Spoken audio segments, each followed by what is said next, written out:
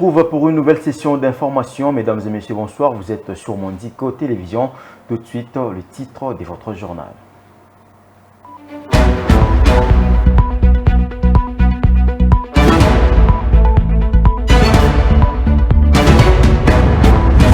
Félix Tshisekedi et Moïse Katumbi sont désormais libres d'envisager tranquillement leurs ambitions personnelles pour l'élection présidentielle de décembre 2023. Les arrêts rendus par la Cour constitutionnelle lundi 30 octobre en examen des contentieux liés aux requêtes déposées en invalidation par certains candidats ont jugé recevable mais non fondé la plupart des causes, pendant que d'autres candidats ont été repêchés et réadmis sur la liste qui totalise 26 candidatures.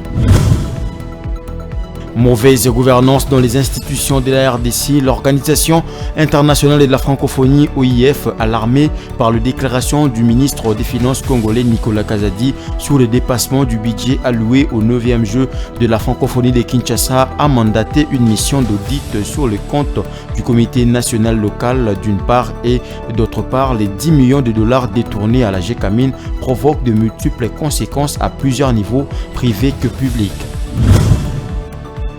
Meet the President, tel est l'intitulé de la cérémonie organisée sous les chapiteaux de la Cité de l'Union africaine lundi 30 octobre entre le chef de l'État et plusieurs jeunes entrepreneurs congolais. Cette rencontre avait pour objectif d'évaluer l'action gouvernementale pour la promotion de la nouvelle vraie classe moyenne en RDC.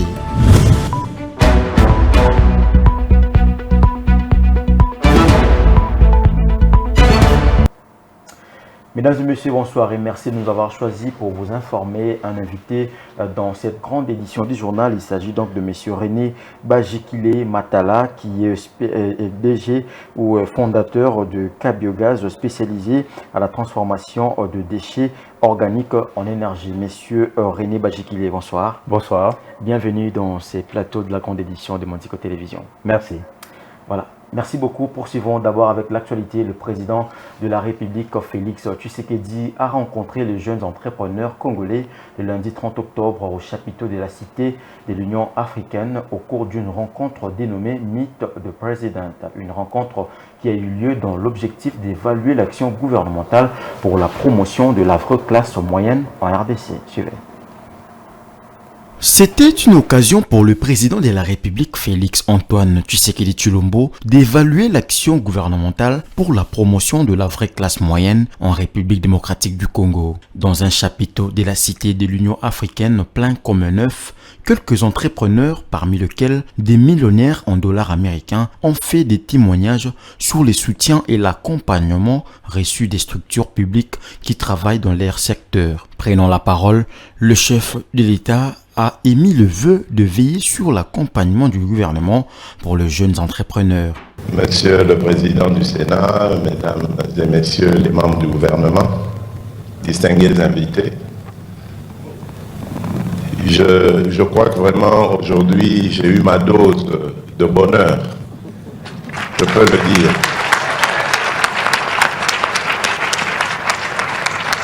Ça a commencé à l'ANADEC tout à l'heure, lorsque j'ai vu ces entrepreneurs congolais, des jeunes,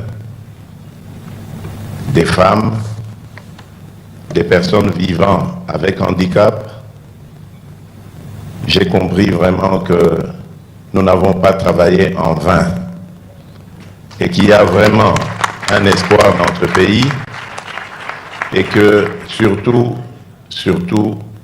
que j'ai eu raison de croire dans l'entrepreneuriat congolais. Votre victoire sera celle de la République démocratique du Congo et c'est ça mon rêve. Je serai heureux de quitter la présidence de la République et de regarder mon pays progresser parce que j'aurai contribué à travers vous à faire progresser ce pays. Je crois en vous et c'est pourquoi j'ai entendu vos conseils, j'ai entendu vos réclamations, vos remarques.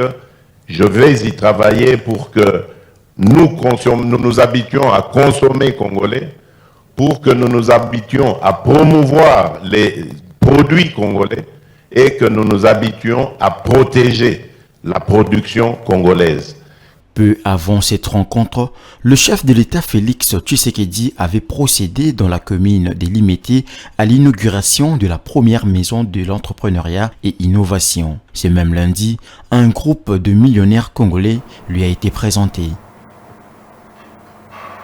De retour sur ces plateaux, comme je l'ai annoncé tantôt, M. René Bajikile, qui est le fondateur de la société Kabiogaz, est avec nous sur ce plateau. Vous venez de suivre les jeunes entrepreneurs étaient à l'honneur. Ils ont été reçus par le président de la République d'entrée de jeu. Quelle est votre réaction lorsque vous voyez le chef de l'État prendre en considération les requêtes des jeunes entrepreneurs? Ok, je pense que je ne peux que louer cette action, cette initiative, parce que dans notre pays, on a un taux élevé de chômage, surtout le chômage des jeunes, de la population active, qui est de plus de 60%. Et puis ce qui est intéressant aussi, c'est qu'on est dans un monde où, moi je dirais même, on est dans un paradis d'opportunités. Voilà. Il y a plus d'1 milliard d'opportunités et plein de secteurs, c'est pas encore développé. C'est presque au niveau 0, au niveau 1, au niveau 2. Donc il faut vraiment encourager les entrepreneurs pour qu'ils puissent s'engager et qu'ils puissent investir, en tant que Congolais d'ailleurs, investir dans ces secteurs-là et puis créer des emplois. Et aussi, le plus important aussi, c'est aussi d'améliorer aussi l'environnement des affaires, parce que c'est ça souvent qui est un peu une difficulté pour éclore un peu dans les business chez nous. Voilà, vous êtes jeune entrepreneur, je parlais tantôt que vous êtes fondateur de la société Kabiogaz. Comment réagirez-vous lorsque vous voyez le président de la République parler de la confiance? Donc il a confiance à l'entrepreneuriat de jeunes. Est-ce que ce sont les indicateurs indéniables pour le développement d'un pays? Tout à fait. Parce que si vous regardez tous les autres pays qui se sont développés, ils ne sont pas développés avec les ressources externes. Voilà. Ils sont développés d'abord par des ressources internes, des ressources ou une population bien formée et puis à qui on a donné la chance pour qu'ils puissent développer les business localement. Ce n'est que comme ça qu'on peut y arriver. La question liée aussi aux démarches pour avoir le financement auprès du gouvernement pose problème. Pensez-vous, avec cette démarche que mène le président de la République, cela sera peut-être possible pour les jeunes Congolais de bénéficier d'un budget alloué par l'État afin d'entreprendre dans son pays? Tout à fait. Je pense que ça, ce n'est que les débuts. Je pense que c'est un coup de pouce pour donner le coup de pouce pour qu'on puisse vraiment développer réellement l'entrepreneuriat. Mais en fait, il ne faut pas non plus que ça soit des dons. Voilà. Et puis, je ne pense pas que les entrepreneurs attendent des dons. Ils attendent seulement avoir un accès, un accompagnement et puis un accès facile au financement. Voilà. Puisque le financement, ça doit être fait aussi par les banques. Or, pour avoir les financements, c'est des fois un gros défi. Voilà, merci beaucoup. Je rappelle que nous avons reçu sur ce plateau M. René Bajikile Matala, qui est fondateur de la société Kabiogaz. Je regarde un tout petit peu nos suivants avec l'actualité. Félix Tshisekedi et Moïse Katumbi restent donc en course pour la présidentielle de 2023 et vont s'affronter dans les urnes aussi. 2 autres candidats ont été repêchés. Le nombre passe de 24 à 26 candidats pour la présidentielle du 20 décembre. Ainsi en a décidé la Cour constitutionnelle le lundi 30 octobre. Les requêtes en invalidation initiées par Noël Tchani et Seth Kikouni contre Katumbi et Tshisekedi ont été déclarées recevables et non fondées. Suivez. La Cour constitutionnelle s'est réunie le lundi 30 octobre 2023 pour statuer sur la requête de Noël Tchani contre la candidature de Moïse Katumbi à l'élection présidentielle prévue pour le 20 décembre 2023. La Cour a déclaré cette requête recevable mais non fondée. Noël Tchani avait soulevé 2 inquiétudes concernant la nationalité de Moïse Katumbi, affirmant que ce dernier détenait une autre nationalité que la congolaise au moment où il avait obtenu son certificat de nationalité. Pour étayer sa position, Tchani a cité de faits antérieurs où Moïse Katumbi aurait utilisé des passeports étrangers pour voyager dans d'autres pays, notamment lorsque son passeport congolais avait été confisqué en 2017. La Cour constitutionnelle a tranché en faveur de Moïse Katumbi, déclarant la requête de Noël Tchani recevable mais non fondée. La Cour constitutionnelle, siégeant en matière de contentieux de candidature à l'élection présidentielle, après avis du procureur général, se déclare compétente, dit la présente requête recevable mais non fondée, dit qu'il n'y a pas lieu à paiement des frais d'instance, dit que le dispositif du présent arrêt sera signifié à la Commission électorale nationale indépendante, aux requérants, aux partis politiques Ensemble pour la République, aux candidats contestés ou à son mandataire, et qu'il sera publié au journal officiel de la République démocratique du Congo et au bulletin des arrêts de la Cour constitutionnelle. Il y avait aussi une autre requête déposée par un certain Tivwadi Mansanoa. L'auteur de cette requête soulevait de questions concernant, selon lui, un contentieux professionnel qui impliquerait le candidat Katumbi. Cette requête a été déclarée irrécevable. Une autre requête jugée recevable mais non fondée est celle de cette Kikouni initiée contre Félix Tshisekedi, arguant que lors de la présidentielle de 2018, ces derniers s'étaient présentés sous Tshisekedi Tshilombo Félix, alors qu'en 2023, il se présente sous Tshisekedi Tshilombo Félix Antoine. La liste des autres candidats ont été repêchés. Au lieu de 24 candidats retenus, la Cour constitutionnelle a retenu 26 candidats pour la présidentielle du 20 décembre 2023.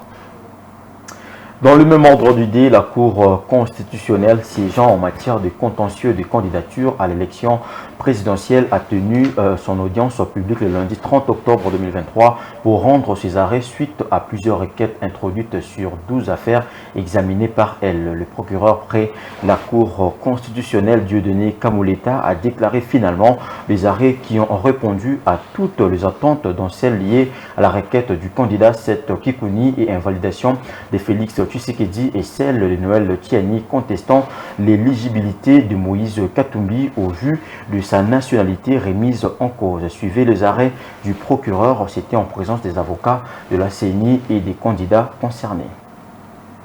La Constitution de la République démocratique du Congo, spécialement son article 161 alinéa 2. Vu la loi organique numéro 13/026 du 15 octobre 2013 portant organisation et fonctionnement de la Cour constitutionnelle, spécialement en son article 81 alinéa 2, vu la loi organique numéro 13/012 du 28 juillet 2010 portant organisation et fonctionnement de la Commission électorale nationale indépendante, telle que la Cour constitutionnelle siégeant en matière de contentieux des candidatures à l'élection présidentielle, après avis du procureur général, se déclare compétente, dit la présente requête recevable mais non fondée. Après avis du procureur général, se déclare compétente, dit la présente requête recevable mais non fondée, dit qu'il n'y a pas lieu à des frais d'instance, dit que le dispositif du présent arrêt sera signifié à la Commission électorale nationale indépendante, aux requérants, aux partis politiques Ensemble pour la République, aux candidats contestés ou à son mandataire, et qu'il sera publié au journal officiel de la République démocratique du Congo et au bulletin des arrêts de la Cour constitutionnelle. La Cour a ainsi délibéré statué en son audience de ce jour à laquelle a siégé la présente composition.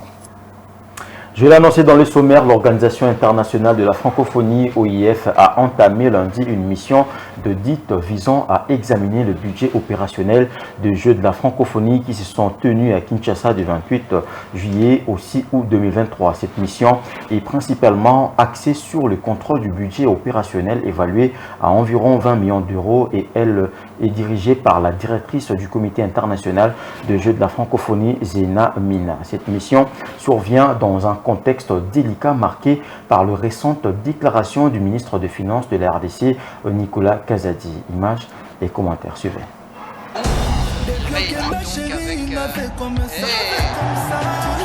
Après Macintosh. L'Organisation internationale de la francophonie a débuté sa mission d'audit à Kinshasa le lundi 30 octobre 2023. Dirigée par la directrice du Comité international des Jeux de la francophonie, Madame Zena Mina, cette mission survient dans un climat malsain marqué par les récentes déclarations du ministre des Finances de la République démocratique du Congo, Nicolas Kazadi, qui a affirmé publiquement des malversations sur le budget global alloué à la réalisation de ces Jeux de Kinshasa. Le ministre des Finances avait précisé que le budget des opérations avait grimpé de 12 à 78 millions de dollars, tandis que les dépenses liées aux infrastructures avaient explosé, passant de 36 à 246 millions de dollars. De plus, la période de préparation pour ces Jeux s'était étendue de quelques mois à environ 3 ans, révélant ainsi des erreurs de planification et de gestion. Cependant, la direction du Comité national des Jeux de la francophonie a vigoureusement réagi aux déclarations du ministre des Finances.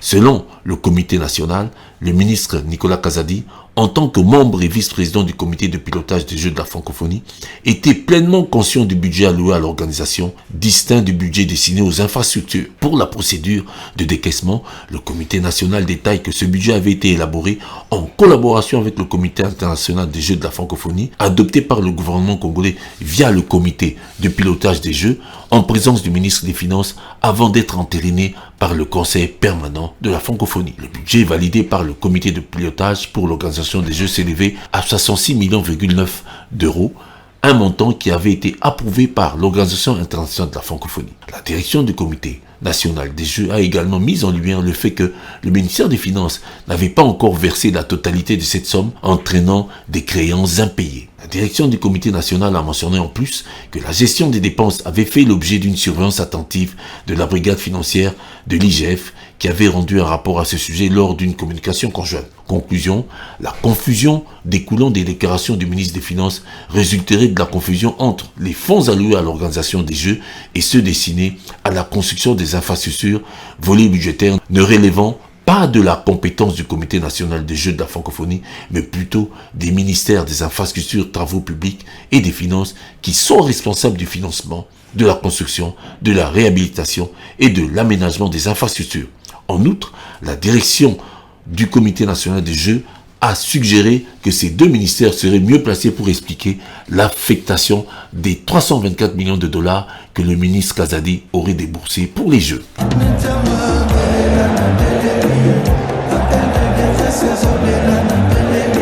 Vive la francophonie!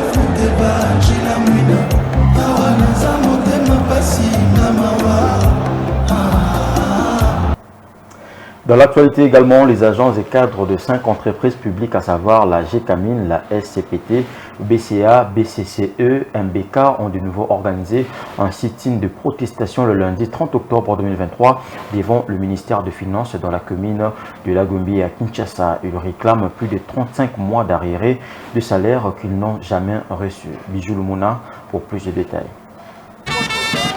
6 agents mis à la retraite depuis 2005 affirment n'avoir jamais reçu la totalité de leurs indemnités de sortie, bien qu'ils continuent de percevoir chaque fin de mois leur pension de retraite. Aujourd'hui, ça fait pratiquement 2 ans, ils ne touchent plus leur argent. C'est pourquoi ils ont manifesté leur mécontentement une fois de plus devant le ministère des Finances. Selon ces derniers, les ministres de Finances, Nicolas Kazadi, serait à la base du non-paiement de leurs arriérés, une attitude qu'ils qualifient de mauvaise foi. C'est la énième fois que nous venons. Et s'ils sont venus aujourd'hui, nous voulons montrer au président de la République que le ministre des Finances qu'il a mis ici ne respecte pas les droits. Il ne respecte pas la loi qui nous régit. Nous avons signé un protocole d'accord avec le gouvernement par le biais du ministère des Finances. Le vendredi, nous étions ici. Nous avons rencontré son directeur de cabinet. Il nous dit que le ministre des Finances s'en fout des protocoles d'accord que nous avons signés. Alors, est-ce qu'il est homme d'État ou il n'est pas homme d'État? Parce qu'aujourd'hui, nous avons 39 mois d'impayés. Au regard de ce protocole d'accord que nous avons signé, de ces 39 mois, 17 mois sont à la charge de M. l'excellence, M. le ministre Kazadi. 17 mois successifs sans nous payer.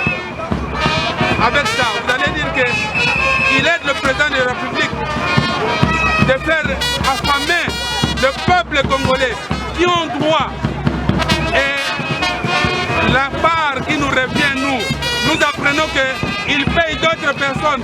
Par exemple, ce que nous réclamons ici. Ces agents promettent de continuer à manifester si leurs desiderata ne sont pas pris en compte.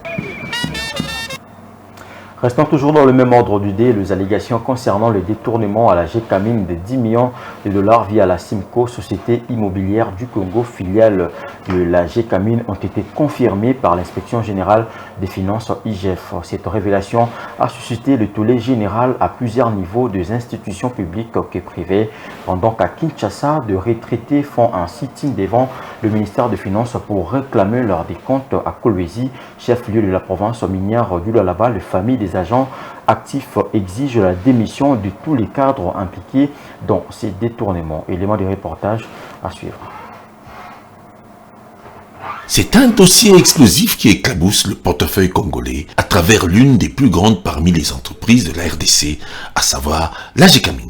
La GECAMIN n'a pas fini d'être cannibalisée par non seulement des multinationales étrangères qui se nourrissent de son patrimoine bazardé et bradé, mais aussi et surtout par des Congolais qui s'enrichissent au détriment du trésor public. Venons dénoncer le détournement sans cœur d'Ine d'Ali Baba et les 40 voleurs de plus de 10 millions de dollars américains orchestrés en l'espace de 3 mois seulement par le président du conseil d'administration de la GECAMIN, Lukama Kunzi, Guy Robert et toute sa bande, constituée d'une vingtaine de personnes, montant perçu auprès de la société immobilière du Congo, SIMCO, actionnaire de la GECAMIN dans la jointe voiture sino-congolaise. Tout est parti d'un rapport de mission de l'inspection générale des finances IGF qui a dénoté des prélèvements des fonds opérés d'octobre à décembre 2022 au niveau de certains mandataires de la SIMCO, Société immobilière du Congo, qui est une filiale de la GECAMIN en partenariat avec la société minière de Kisenge Manganese. Ces prélèvements effectués en faveur de certains mandataires et cadres de la société, 27 personnes au total, dont l'actuel directeur général, le président de l'intersyndicale, le PCA, se chiffre à 10 156 754 dollars américains. 1. La démission immédiate de Lukama Kunzi, Guy Robert et Mouine Kabiena Léon, le premier sur la liste, ainsi que leurs compagnons de crimes financiers. 2. À la justice de se saisir du dossier transmis par l'IGF dans un bref délai pour que ces malfrats répondent de leurs actes ignobles. Cette somme astronomique, fort malheureusement, ne trouve aucune justification valable pour la comptabilité de la société. De toute apparence, il s'agit bel et bien d'un énième détournement opéré au sein de la boîte par des privilégiés que l'IGF a surpris après un audit réalisé 1 an après. Conséquence immédiate. Partout, le torchon brûle. À Kinshasa, des centaines d'agents mis à la retraite forcée et normale attendent depuis près de 10 ans leur décompte final et fonds de retraite pendant qu'à Lubumbashi, Likasi, Kipushi, Kambov, Kolwezi, pratiquement dans tout le sud du pays, des agents actifs avec leurs familles, souffrant d'arriérés et de retard de salaire, sont en fureur sur la place publique et en veulent ouvertement à leurs dirigeants.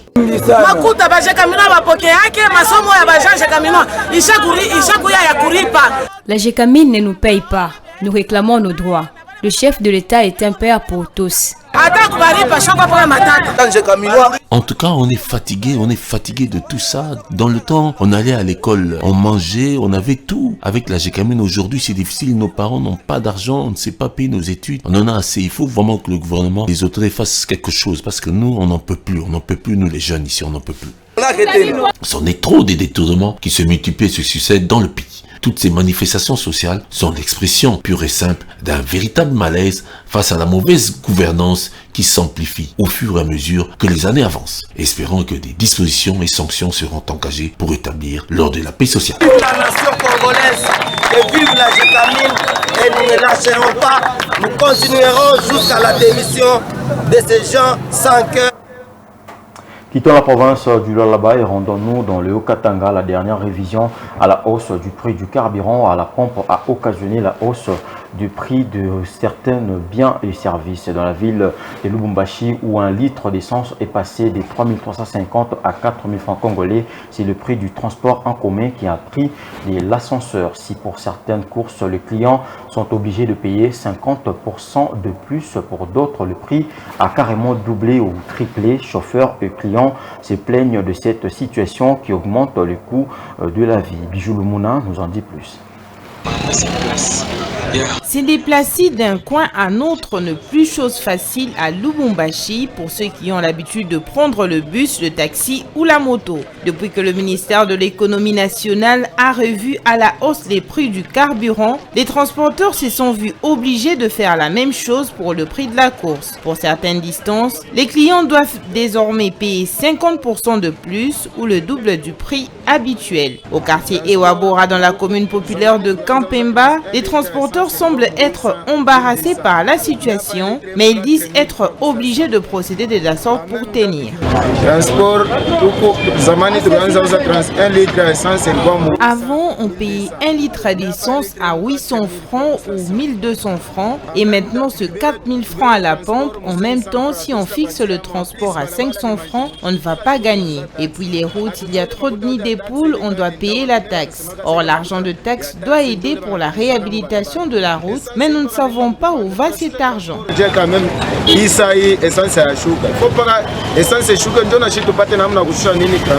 Obligé de verser aux propriétaires de véhicules le même montant qu'avant la hausse du prix du carburant, le chauffeur des taxis et taxibus se voit obligé de transporter plus de passagers que d'habitude. Le problème ici, c'est le carburant. Qu'on revoit un peu le prix parce qu'on paye 5 litres à 20 000 francs, ça ne va pas et on nous oblige à prendre à 1000 francs. Comment allons-nous travailler? Ça ne tient pas. Les clients pensent que c'est nous, or c'est l'État, que le gouverneur puisse revoir, sinon ça ne va pas. Les recettes de la ville ont subi également un coup. Selon le chef de service de transport, la taxe journalière payée par les chauffeurs connaît un ralentissement depuis l'augmentation du prix du carburant. Selon kutumika kwetu, tunadepende na patron betu ni bamota bachauffeur. Kuja kutuza dokima ile tunaita autocollant. Selon notre façon de travailler, nous dépendons de nos partenaires qui sont les transporteurs pour payer les documents qu'on appelle autocollants et taxes journalières de la mairie qui dépendent des chauffeurs. S'il y a des activités sur la route, vous allez remarquer que les mouvements d'achat de documents est facile. Un autre point, c'est la fixation du prix du transport en commun. S'il y a hausse du prix du carburant, tout transporteur peut imposer le prix selon l'augmentation du prix du carburant. L'augmentation du prix de la course de plus sans impact sur le pouvoir d'achat des Louchois, obligés de se déplacer chaque jour pour diverses raisons liées à la survie, ils doivent désormais faire des coupes budgétaires pour affecter des fonds supplémentaires au transport. De retour à Kinshasa, le projet des collectes, évacuation et recyclage de déchets de la ville-province de Kinshasa a été lancé le week-end dernier par le gouverneur de la ville, Jantini Ngobila Mbaka. Ces projets qui s'est conclu sous le partenariat avec une société turque Albaria spécialisée dans le traitement de déchets s'est ramené par le commissariat général chargé de l'environnement et aménagement de la ville, conduit par Madame Laetitia Bena Kabamba, qui n'a ménagé aucun effort pour aboutir une des visions du chef de l'État quant à l'assainissement de la capitale chiffré à plus de 18 millions de personnes. Les détails dans cet élément de la rédaction. Regardez.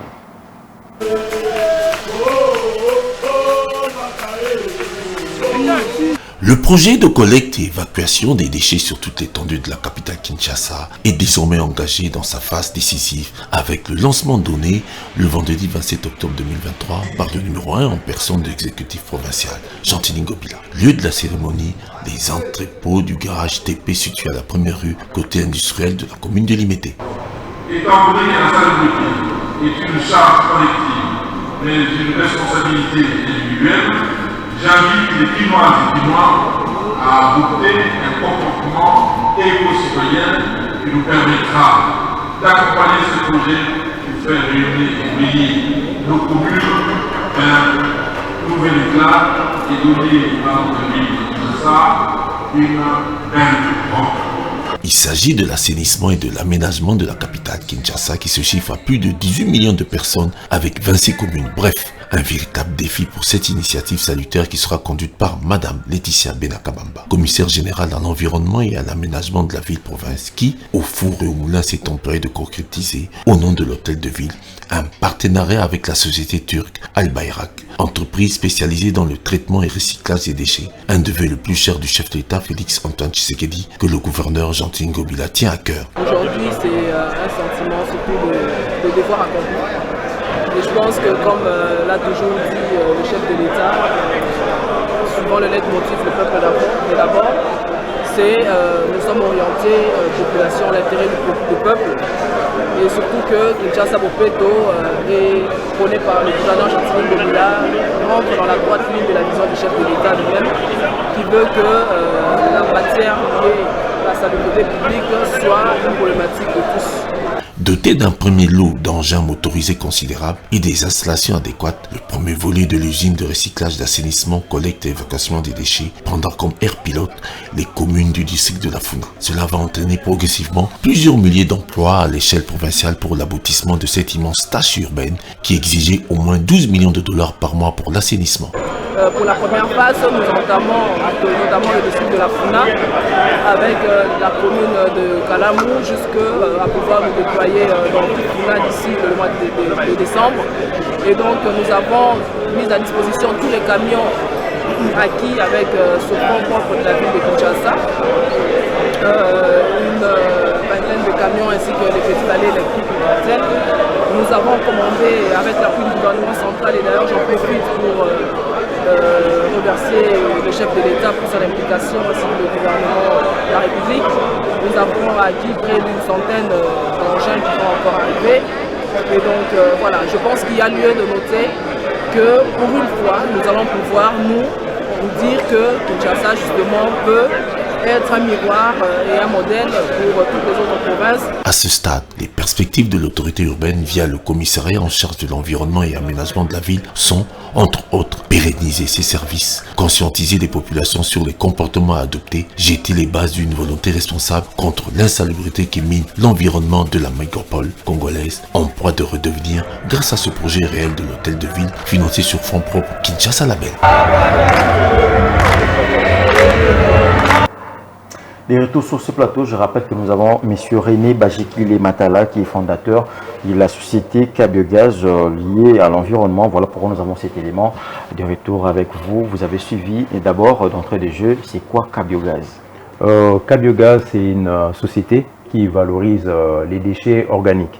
Parce que dans l'assainissement, il y a les déchets, pour faire simple, les déchets non alimentaires qui comprennent les papiers, le sachet, les bouteilles plastiques, les métaux, les tissus, le bois, etc.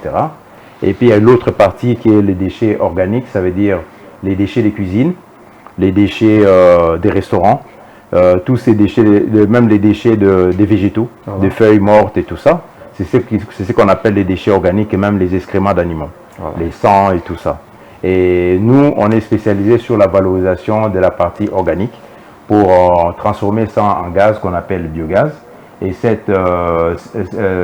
gaz-là qu'on appelle biogaz, c'est une énergie renouvelable parce que tous les jours nous mangeons, tous les jours nous générons des déchets.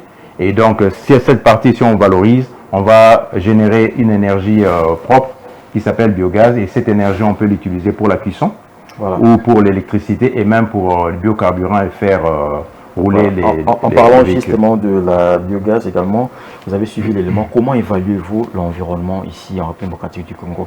Est-ce qu'il y a des avancées significatives ou bien il y a encore beaucoup à faire? Je pense qu'on doit quand même reconnaître quand même que le projet Kinbopeto, lié également avec le projet Kinbopeto, bien évidemment. Bien sûr, qui est là déjà depuis un certain temps. Ils font des bonnes choses quand même. Il ne faut pas tout rejeter que c'est mauvais. Mais le chantier est vraiment immense.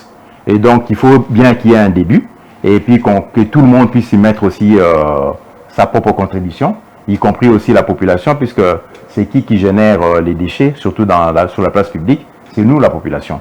Et donc, il faut aussi mettre l'accent sur la sensibilisation, la vulgarisation de la population. Et petit à petit, avec des actions concrètes, un peu comme moi, je suis en train de proposer de valoriser les déchets organiques. où on peut en faire même de l'électricité et même alimenter. Nous allons arriver Voilà. là-dessus. D'accord. Quel est l'apport du biogaz, des cas biogaz, dans un monde où le réchauffement climatique bat son plein?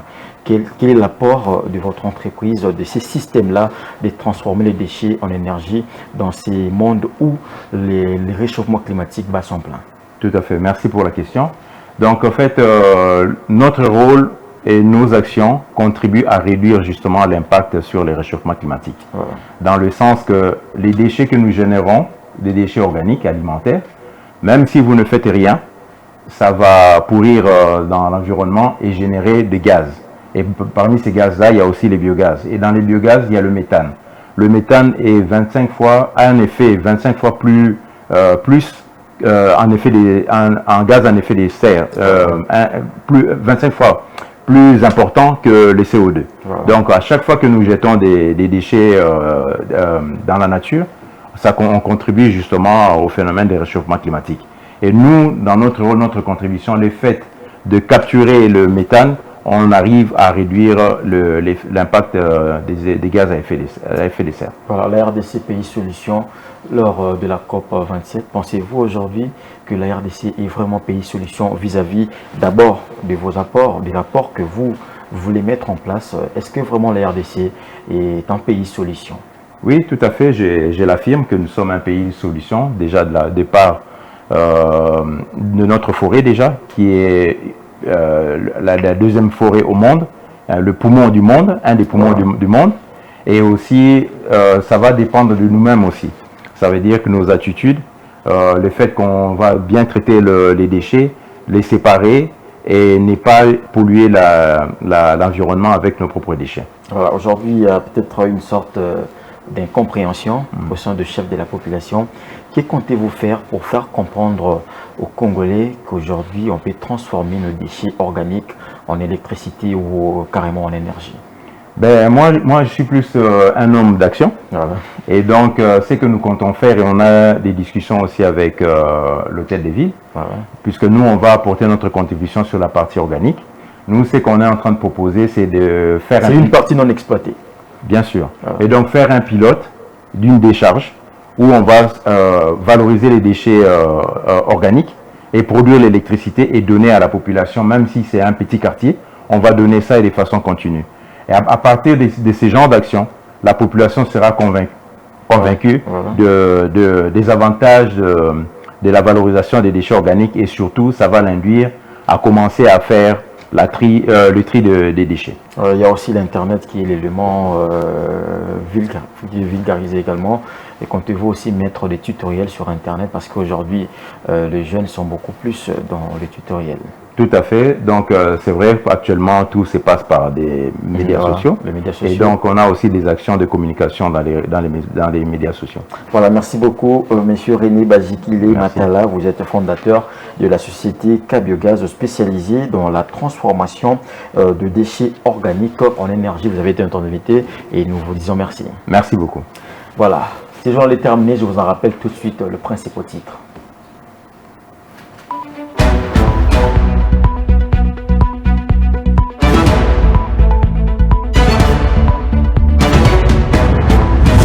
Félix Tshisekedi et Moïse Katumbi sont désormais libres d'envisager tranquillement leurs ambitions personnelles pour l'élection présidentielle de décembre 2023.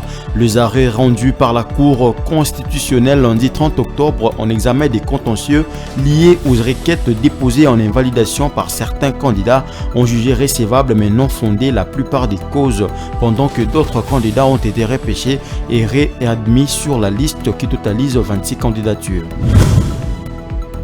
Mauvaise gouvernance dans les institutions de la RDC, l'Organisation internationale de la francophonie OIF, alarmée par la déclaration du ministre des Finances congolais Nicolas Kazadi sur le dépassement du budget alloué au 9e jeu de la francophonie de Kinshasa, a mandaté une mission d'audit sur le compte du comité national local d'une part et d'autre part les 10 millions de dollars détournés à la GECAMIN provoquent de multiples conséquences à plusieurs niveaux privés que publics. Meet the President, tel est l'intitulé de la cérémonie organisée sous les chapiteaux de la Cité de l'Union africaine lundi 30 octobre entre le chef de l'État et plusieurs jeunes entrepreneurs congolais. Cette rencontre avait pour objectif d'évaluer l'action gouvernementale pour la promotion de la nouvelle et vraie classe moyenne en RDC.